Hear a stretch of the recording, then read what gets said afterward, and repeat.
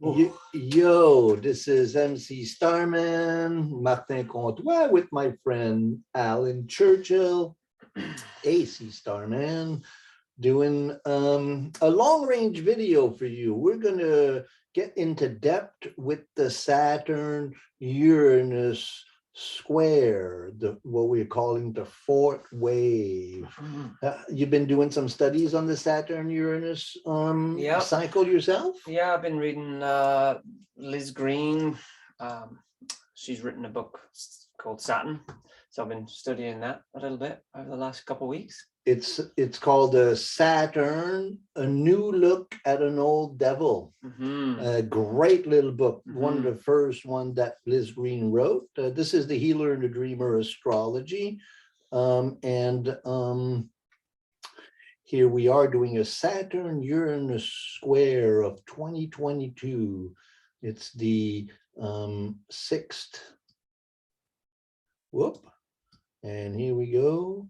So we had a Saturn Uranus square in 2021 and 2022. So when we talk about the fourth wave, we're talking about the fourth actual, and this is unusual, within one planetary alignment that did be 4 passes.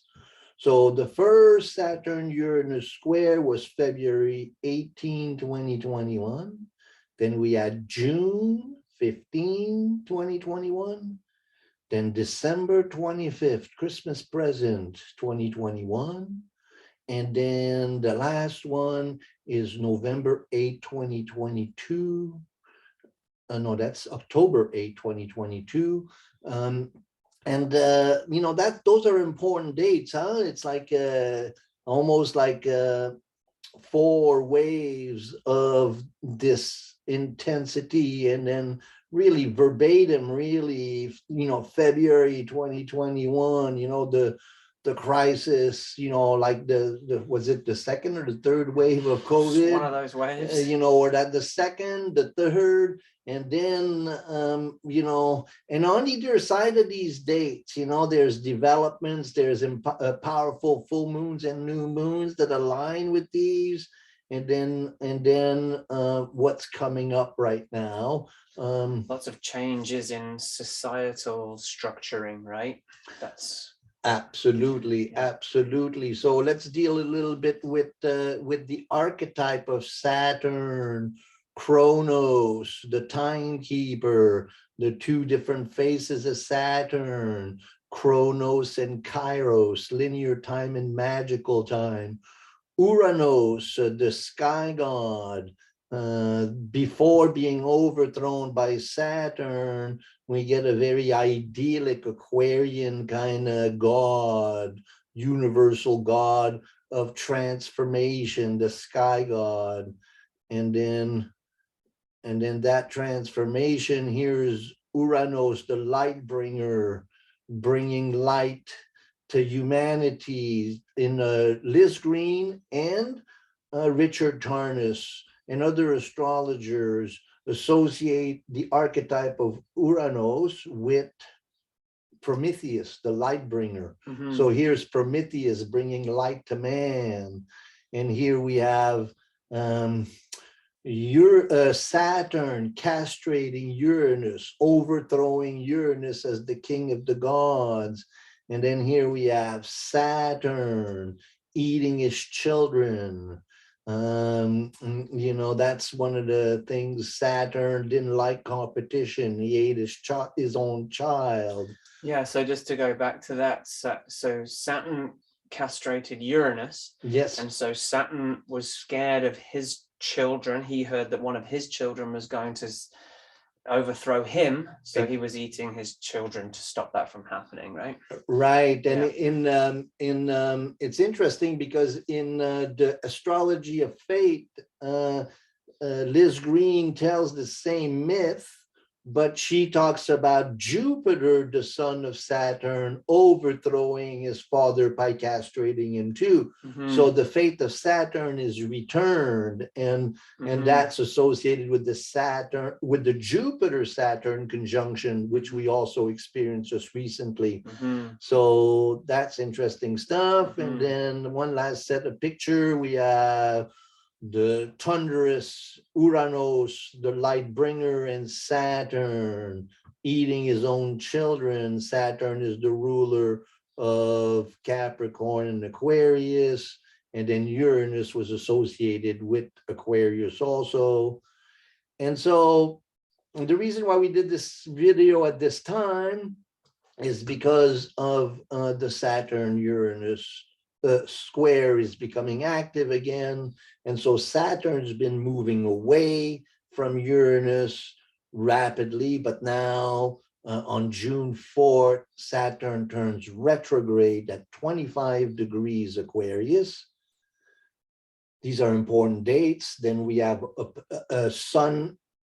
So Saturn opposes the sun on August 18 at 21 degrees on the Leo Aquarius and axis, and then Saturn also turns direct on the 22nd of October at 18 degrees. So from 18 to 25 degrees, those are the degrees that are really highly constellated. So I know you've been doing a lot of studies on the Saturn Uranus archetype. How are you feeling that yourself, and what does that feel to you? Well, I've been trying to sort of put it into my own personal, bring it more personal, but because Uranus is more of a transpersonal planet, it definitely, there are effects that it has on the individual, but it also seems to be more of a collective experience. What I was talking about earlier there with you before we went on camera was that if you think of Saturn, so Saturn orbits, it's around all the personal planets, and then everything from Saturn outwards is more of a transpersonal planet, right? So Saturn kind of represents that boundary between yourself and the external world, or the transpersonal world, so the collective. So it's almost like the gatekeeper for that ego. It's kind of a protector of the ego, and it likes that familiar structural my space kind of thing. And it's a little bit, it's trying to build a bridge, I guess, between the transpersonal and how we relate to the transpersonal, letting in the right amount of collective energy without it overwhelming you. So we're talking about possession, right? So being possessed by the collective versus being like hermit, right? Isolate yourself from everything. Right. Those concepts are really important. We've been talking a lot about possession in this, like a collective possession or a collective state of mass possession, as Jung describes in these kind of important times. And then the role of Saturn, you're talking about being the boundary, right? So Saturn, sometimes the transpersonal planets, or the transpersonal planets you see, and we have Pluto, we have Neptune in Pisces, Chiron in Aries, and then Uranus in Taurus. And then we have Saturn over here. And then within the Saturnian realm, we have Mars and Jupiter, Mercury, Venus, Sun, Moon. And then the Earth is in the center. This is a geocentric system. So Saturnus in alchemy, the soul niger, the mastery of the self. Saturn is my sense of who I am, what am I here to do, and not a well-integrated Saturn. We don't know where we're going, what we're doing, what direction we're taking. We get overwhelmed by collective forces very easily. So really, in a sense, this crisis, the Saturn, first we had Saturn in conjunction with Pluto, We talked about that in earlier videos. And so then we have the Saturn Jupiter conjunction, all with Pluto and square to Uranus. And so as everything is moving along now, Jupiter's already gone into Aries and Saturn's getting ready to leave Aquarius, but first it turns retrograde. So this retrograde motion would explain why that is, that it feels like it's moving retrograde in outer planets, and the significance that the Saturn retrograde, what does it mean? So now Saturn is moving back towards, so Uranus is moving direct, so it's still moving forward, but now Saturn is moving retrograde. So now they're engaging together again. And we'll see in some charts here what that feels like, but they're moving towards the exact square. And so this first moving retrograde is really important. So of course, we talk a lot about Saturn in terms of, like you were saying, personal development. So there's the Saturn return. So during this time, so what, how do we experience this Saturn moving retrograde in personal biography? Right? Yeah. And so how you're experiencing it in your own chart? Well, I haven't really taken a deep dive into where it is on mine, because I was just reading about the collective and how it's influencing the collective at this moment. So do you have any planets in the fixed signs, in the later degrees of fixed signs? More early degrees of Taurus. Early degrees of Taurus. Yeah. So the earlier versions of the Saturn Uranus square you felt. Right. My moon and my Uranus is at 13 degrees and my moon's at 8 degrees. So right. The earlier versions of the Saturn Uranus square is really prominent for me. Now this is kind of more of an integration. But I think it'd be, go ahead. No, I was going to say, I think that what Saturn can represent, it can represent challenges, right? So you can feel it as discomfort, right? Now, whatever that is affecting, whatever planet in your chart, there's going to be discomfort in that area of your experience, right? So it might feel like, banging heads against something, or the direction just doesn't feel comfortable. But that discomfort in the feelings or the physical world or your body or whatever it might be. So Saturn rules the skeleton, the teeth, ligaments, knees, that kind of thing. So there might be discomfort in the body, and also in the way you feel, right? So, but that discomfort, this is where Saturn is, feeling that discomfort and working through that pain can bring it through and transform it, right, and manifest something new from that. So I think having to go through those painful limitations is because we sometimes see Saturn as this malefic, this bad planet, but really it's the changing. It changes you, right? It can make you into a better person if you can work with those limitations, and I guess feel like, what are these limitations and pains showing you? Right. Rather than letting it get you down, like, how can I use this to sort of improve myself or manifest something, or master what it is that I'm here to do? Right. It's like, Saturn is a lot about what I'm here to do, my purpose, my vocation, and so Saturn in Aquarius is very strong. But so we've been dealing a lot with the Saturnian archetype. What does the Uranus archetype really say in that, because we've experienced 3 Saturn Uranus square already, and then we're moving towards our 4th one. And so how have you been experiencing, and how have you been able to Saturn integrate and master Uranus, the great revolutionary? So there's, we've all been feeling there's a Uranus represents the collective, or how we integrate with the collective. And like I was saying about that boundary of what we allow in, what from the collective do we allow into the personal. So how have we been managing this boundary? But also it's the Uranus part of it is you know, sacrificing part of ourself for the group as well.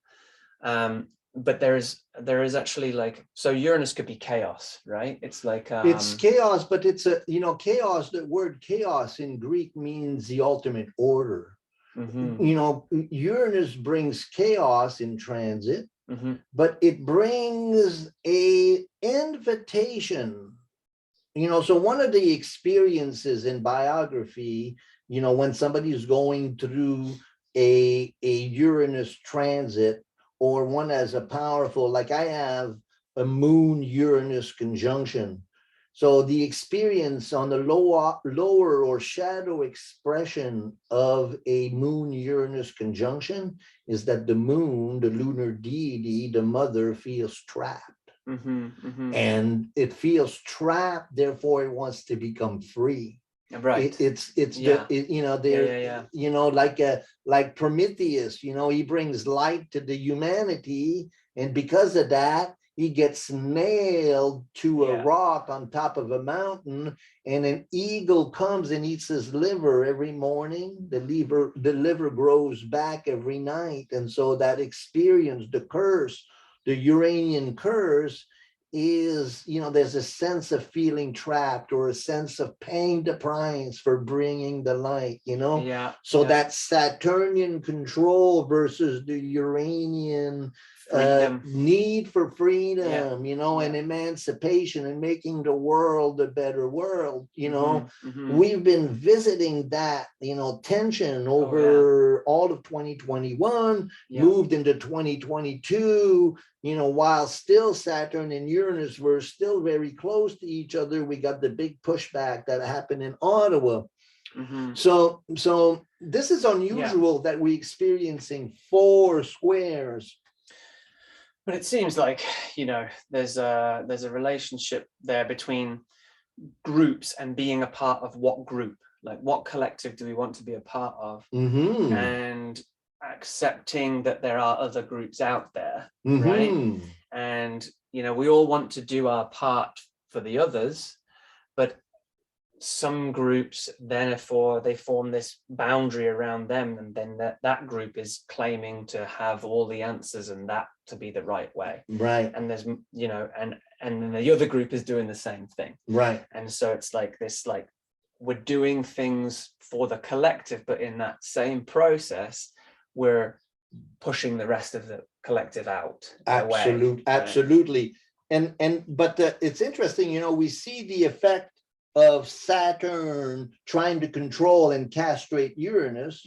But then there's the effect of Uranus on Saturn. What does Uranus do to Saturn? And this is what really we're starting to see, is the light bringer. It scares it, right? No, it's the light bringer and the discipline and mastery of the light bringer, so that through this confrontation, we, you know, like we were talking about, you know, how this whole crisis has forced us to really become good at what we do in light bringing, you know, like that, you know, we've integrated Uranus, the light bringer, and Saturn, the discipline, and we can see, you know, now the revolutionary archetype has used the discipline to organize itself, you know. So now it's become like a different, you know, we're much more informed. We're much more like, the resistance is much stronger at the beginning. So I wanted to say one thing that Liz Green says about planetary alignments, and I think Richard Tarnas talks about this too. He talks about the orb, you know, so that we can feel planetary alignments being triggered at certain degrees apart. Well, it's like a wave, right? So a wave in the ocean, something happens thousands of miles away, you got this wave that's created, but you kind of don't really see it. You only start seeing it like a tsunami or something when it starts hitting the shore. When it starts getting, then you start seeing it, right? So then planetary alignments aren't like that.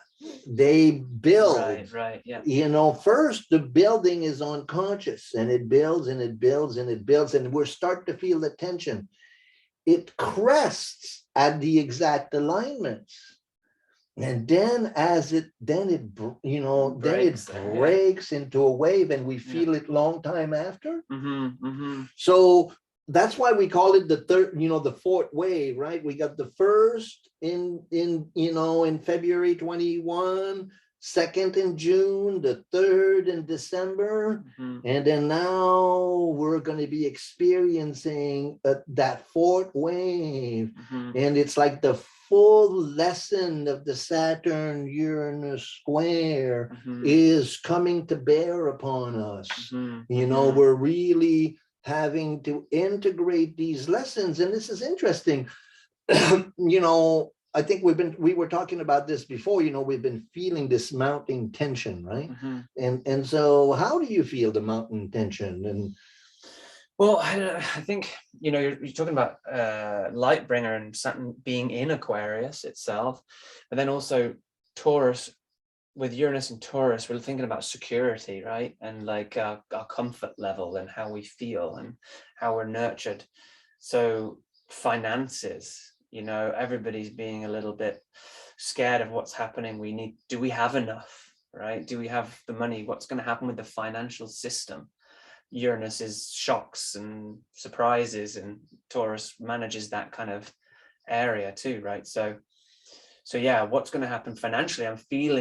I'm sure everyone's feeling a pinch, the foods, everything's gone up in price. Like the interests are going up. I think the socio-political, economic, a lot of people think, oh, we're going to go back to the lockdown. There's going to be another wave, some kind of other disease. And there's effort, or there's like some kind of, rumbling of that, health kind of crisis again. But to me, I tend to look at it more in terms of socio-political and economic tensions that have been building through all of this.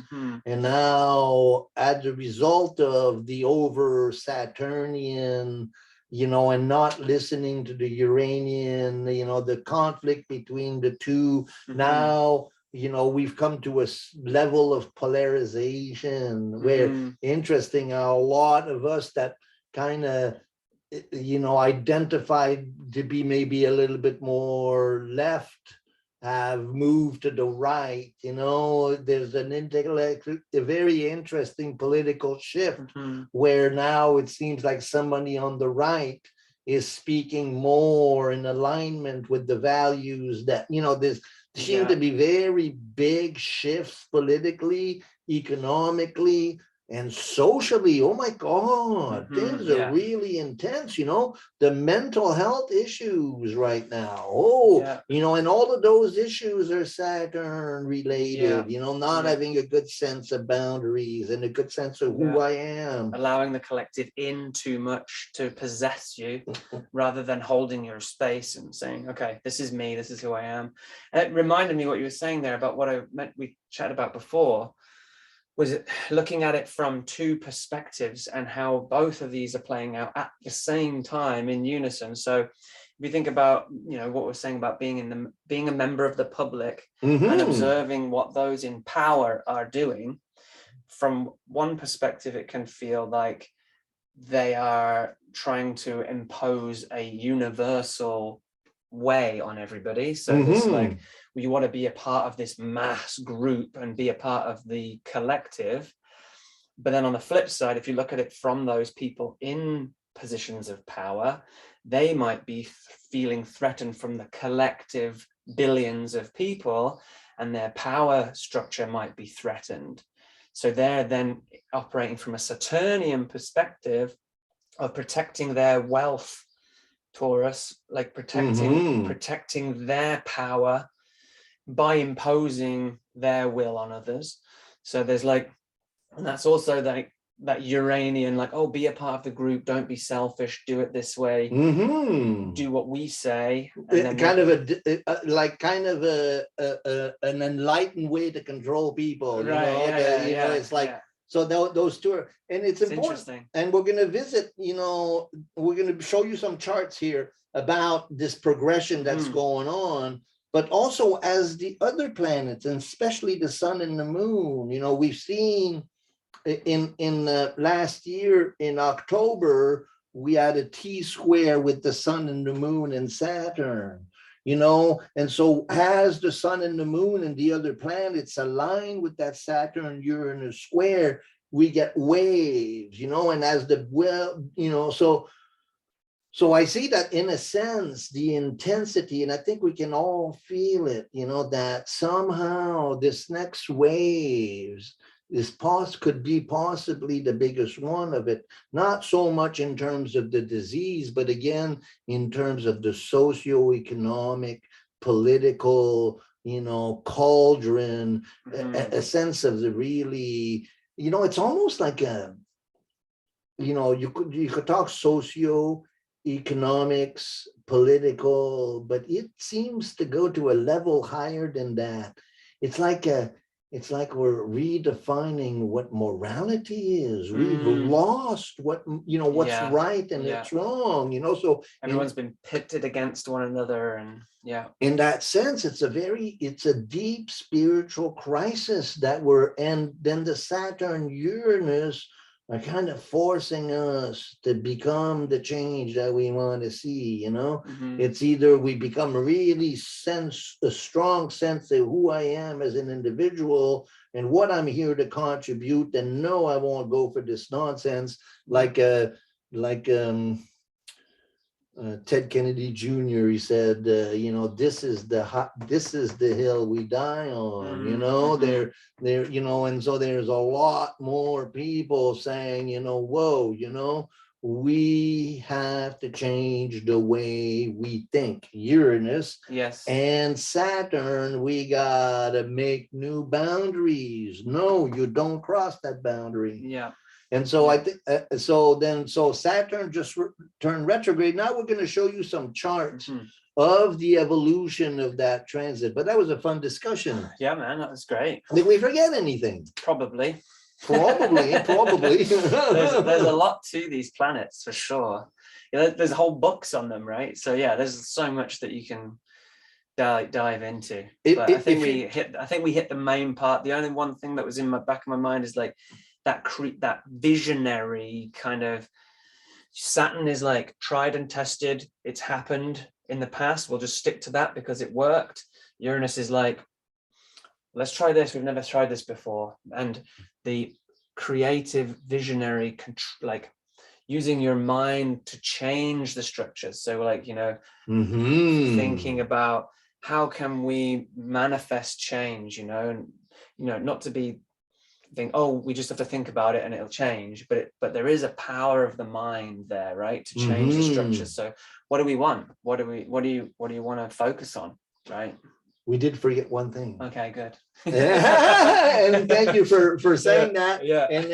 And thank you for bringing that up. Yeah. And also in terms of transits, people who were born between 92 and 93 and 63 and 64, 92 and 93, they're experiencing their first Saturn return. And so, that's hell of a time to have your Saturn return during a Saturn Uranus square. And chances are that Uranus is not very far from Saturn in your first. Actually, in the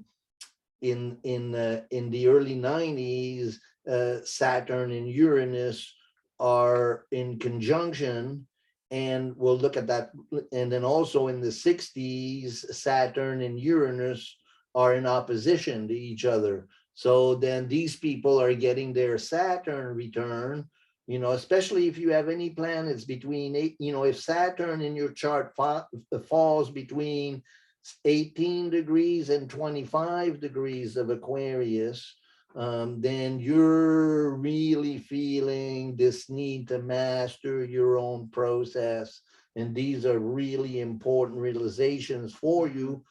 But any planets that you have between 18 and 25 of the fixed signs being Aquarius, Scorpio, Taurus, and Leo, then you're going to feel this particular square, and chances are you're being called to the mastery of becoming the change that you want to see in the world.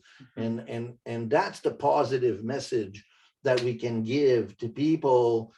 At the same time, it's liable to be quite difficult the next 6 months. And so do you have something to add to that? No, that's good. Yeah, that was pretty much summed it up quite well. Well, I think we got lots of information there. So here we go. We're going back to the slides. And so turns retrograde, Saturn turns retrograde on the 4th at 25 degrees Aquarius, opposes the sun. And that's the key point of the transiting of Saturn, is when it reaches, so Saturn comes back this way and opposes the sun, which will be in Leo by then. It'll be over here. Right. Yeah. So that, and then we'll look at that coming up, and then turns direct on the 22nd of October. So keep track of all those charts. And oh yeah, that's one of the things we didn't talk about. And then we'll talk about it at the end here, and we'll show you these charts here. So the first chart we got for you is, so on the 4th at 2:47 p.m. here on the coast, in Vancouver Island, Saturn turns retrograde at 2:47 exactly tomorrow afternoon. Yeah. So now that means that Saturn's moving back that way. Now Uranus is over here and it's moving this way. And there, see, if you look at this here, you got Saturn at 25 degrees, 15, and Uranus is at 1630. So look at that in your own chart. And then right away, because Saturn now turns towards Uranus, then right away, well, not right away, it's going to take a little while to build up through the solstice as the sun moves from Gemini into Cancer at the solstice, and then from Cancer into Leo. Now here we have the full moon in Aquarius. So the moon is in Aquarius, the sun is in Leo, and we have a Mars-Uranus conjunction. So keep track of those dates here. And that's right at the time. That's interesting. Hey, how the Mars is with Uranus and the moon is with Saturn. Yeah. And then we have that Saturn Sun opposition, which is really key. So what that means really for those who are astronomers and like to look at the planets, now that means that now as the moon rises, we will see Saturn. As the Saturn passes the opposition to the sun, then now Saturn will become an evening star, not a morning star. And that's going to be very important. And then we'll have the Mars-Uranus, so the revolutionary empowered by Mars. You know, that's going to be quite loaded. And so I think that that's going to be, and then you see the difference. Yeah?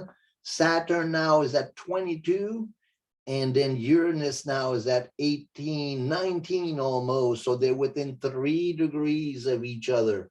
So starting, you know, in the beginning of June here, Saturn turns retrograde and now it's starting to move. So now they're almost 10 degrees apart. And by the beginning of August, they'll be 3 degrees apart. And so you're going to be able to feel that tension. And my sense is that full moon is going to hold a lot of, like, it's going to be like, hello, wake up. Well, there's your emotions moon with Saturn there, right? So there's like, you know, some boundaries, some kind of limitations, or, you know, something with your emotions or your nurturing side. And then that's squaring the Uranus Mars, which is quite a powerful warrior, sudden, you know. So yeah, there's definitely some interesting stuff happening there. So let's look at the next chart we got. So in the fall, we're going to have this grand kite kind of formation. September 25th. This is that's right after the solstice. And then now you can see Saturn They're almost is at 1830 and sorry, 1911 Saturn. So within 40 minutes of each other. You know, and so then we have that Saturn Uranus, then that's Saturn Mars, but then we have a triple conjunction, four-way conjunction of Mercury retrograde, Venus, Sun, Moon in opposition to Jupiter, Neptune. And so, you know, that will bring, that's the continuing of the tension. And, you know, the quest for redemption that is triggered by Neptune. And we've been experiencing that Jupiter, Neptune all throughout spring. And so that is going to be reactivated as Jupiter moves back into Pisces. So that's a very important moment. We have Mars trine Saturn there too. The box is around Pluto instead of Saturn, but yeah, Mars trine. So there's some, you know, Mars was with Uranus before, and now it's kind of moving into to have a trine with Saturn. So some powerful energy there with Saturn too. And also this triangle here, Pluto, Uranus, Sun, Moon, Mercury, Venus forming a grand trine. But then if you look at over here and over here, that triangle there, that's Pluto, Neptune, and Uranus. And that, the three destroyers. Well, that is the alignment we're going to be worried about or talking a lot about as we move towards 2025. And this is the major shifts that we're going to be experiencing. And we're going to be talking a lot more about this. Pluto entering into Aquarius next year.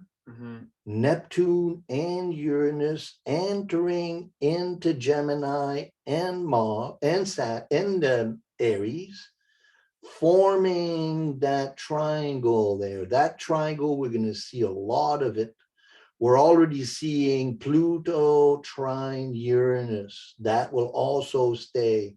So this is kind of an intimation of what the big shifts. And so understanding this is going to be very, very important. And we're going to see that a lot. Seems like a big collective shift for sure. Huge shift, huge shift. And then we should just do a whole video just on that. Oh, yeah. And we touched on it with my friend Noah. We talked about it a little bit in one of the Astrology of the Great Reset videos. And then we go to look at that chart.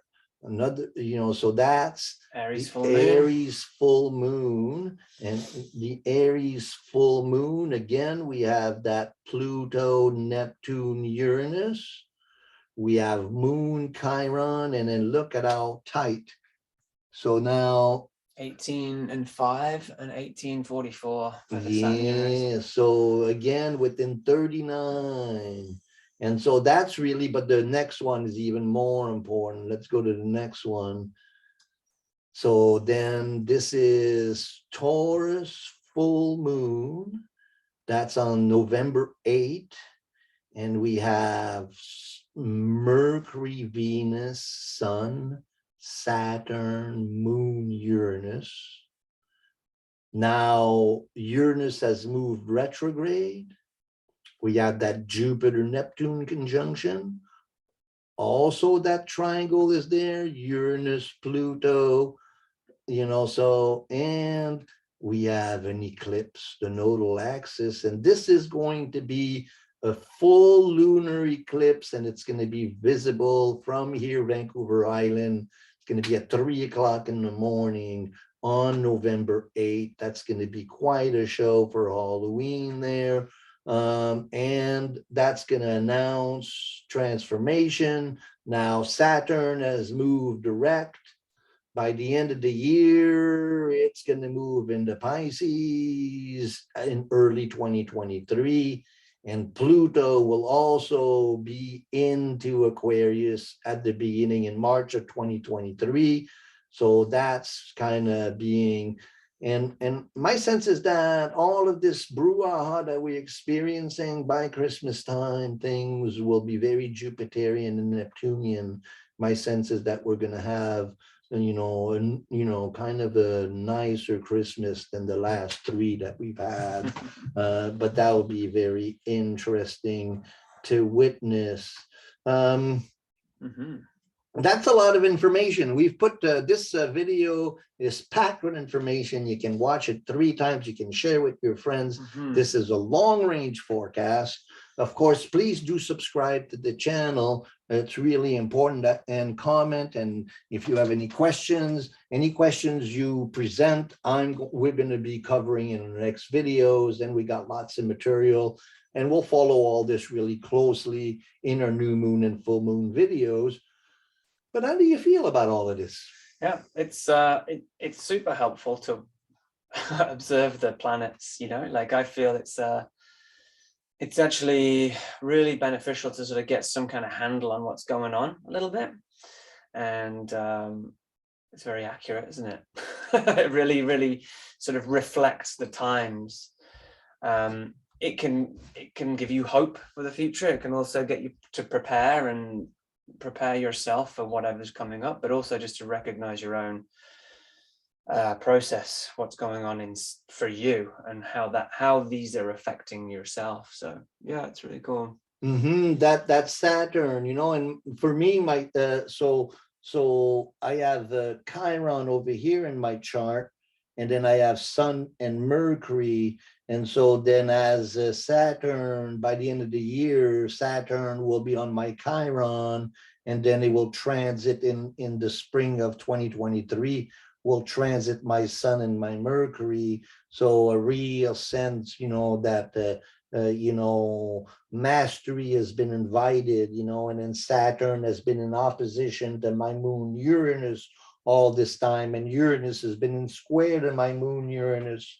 So what I see it in my own process, and I think I experience that in a lot of the readings that I do and a lot of dream analysis that I do with people, is that, a lot of us who have learned to integrate the lessons of Saturn's are really coming into powerful positions right now. They feel grounded, they're examples to others, and it's easy to look at others and point the shadow in them. It's another thing to do your own shadow work and to be disciplined and to settle into your practice and make the changes that are going to make you go, thrive in these times. And so for those who are vulnerable and who don't really have their Saturnian lessons together, those who are going through Saturn returns right now, 92, 93, 63, 64, good time to come for a reading. Good time to call out and say, hey, what's going on here? How can I make the best of it? Because the best of this can be made, but it takes Saturnian discipline. Yeah, no, that's summarized it pretty good, I think. Yeah, just thinking, for me, you said it yourself there, but for me, it's instead of projecting things onto others, like, oh, if only everybody else was able to do this, right? It's just like, own that for yourself, and work on your own integration of that. Yeah. And then you know, with we must really deal with the Uranian need to evolve. You know, we can't Yeah. stay stuck in these Yeah. old patterns. Yeah. There's no way that civilization can continue the way it is unless it changes some very serious negative patterns that it Yeah. has. Yeah. And it's our time to really stand up and say, no, we can't keep living like this. And if we do that, if a significant amount of the population does that, then we will see change. Yeah. But if you don't change yourself, nothing will change. Yeah. You know, and that's that lesson of Saturn. I think we're all in this together, and if we all accept the fact that everybody's going through something right now, then we'll have a bit more compassion for everybody and realize that, hey, we're all we're all human and going through this experience. Well, the compassion thing is essential. I mean, Yeah. like, whoa, you know, we got to start Yeah. being kind to each other, and we Yeah. got to stick together, Yeah. and we got to let that love flow, you know. Like one of the beautiful things that I tell the people, you know, in integrating Uranus in readings, Uranus is not an easy planet to integrate. And one of the, you know, one of the little sayings is let your freak flag fly. Right. You Yeah. know, so Individuality. you know, Yeah. yeah, you're an individual, and it's master that shit. Yeah. Live it fully. Now we've bombarded you with a lot of information, but we have one more slide for you that's important. And that's going to kind of wrap it all up together, and that is taking a look at the last two Saturn Uranus cycles. So on top here, we have Saturn Uranus conjunction in June of 2032. We're going to rewind 2 full cycles. The Saturn Uranus 80 years ago conjunction was very brief, but it was May 1942. May 1942 also came after a Uranus-Pluto square, and also Saturn-Pluto conjunction, and a Saturn-Jupiter conjunction. But what's really significant about May 1942 is that a few short months ago, in December of 1941, you got the bombing of Pearl Harbor and the Americans finally entering into the war, which was really the beginning of massive change in the flow of the war. That's, you know, so May 1942, you know, the Americans are fully in. I don't know, you know, the D-Day and all of that comes later, but that Saturn Uranus conjunction of 1942. Then Saturn Uranus, the waxing square, 51 to 52. You know, the tension between the Korean Wars, you know, the real tension between the communism and you know, begins really, you know, as a residue of World War II. You know, we got 51, 52, lots of folks born during that time, the baby boomers. There's you know, all the technology from the war now is being used to rebuild. The, you know, technology is better than ever. You know, we got all kinds of changes, and then Saturn Uranus opposition. That Saturn Uranus opposition happens when Uranus and Pluto are in conjunction. Then it happens 3 times again. And, you know, we having 4 of them in 65, 67. There was 3 of them. And Saturn opposition Uranus with Pluto mixed in there, and with Chiron also. And we, you know, it doesn't need to be documented, 65 to 67. And that's very, you know, and those people here are going to be getting their second Saturn return also. So really important. And then Saturn Uranus waning square, 75 to 77. politically, that's really important for French Canadians. That's when the first time that the Parti Québécois came in, that really changed really the politics of Canada. But also similar movement, and it happened again over a 2-year period, like it's happening to us now. Then the last conjunction we experienced was very significant, and almost as significant or more so significant than the Saturn Uranus conjunction in 1942. Then we have the Saturn Uranus conjunction of February to October of 88. And that's the falling of the Iron Curtain and the dissolving of the Soviet Union and what happened afterwards.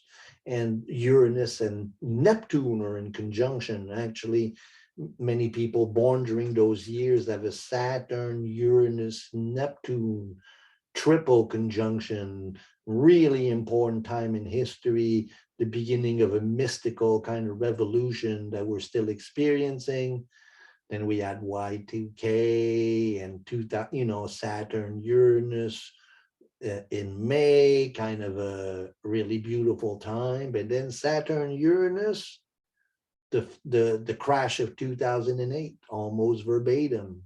The April 2010, 2 years of economic tensions that gave birth to the anonymous movement, and the expression, the 1%. Came during that time. And then now Saturn, Uranus square 2021 and 2022. That kind of gives us an idea of the next Saturn Uranus conjunction of 2032. Mm-hmm. I think that's going to be a really key time. And I think a lot of the things that we're working towards now won't really fructify till then. We're going to have patience in this revolutionary cycle, and take a look, keep an eye on 2032, but we'll have lots more to talk about that as we move along. So we do readings. Alan is getting ready. Close, maybe. Yeah, the next couple of years there, man, you're going to be doing readings, but we do workshops, we do videos, we do analysis, we do dream works. If creativity is a fire, I'm your biggest fan. So tune in, Healer and a Dreamer Astrology on Facebook, on YouTube, and we're evolving. And also you can drop me an email and we'll put you on our emailing list. That was a really fun, and we had till 12 o'clock, and it's 11:57. Perfect. I gotta go. Awesome.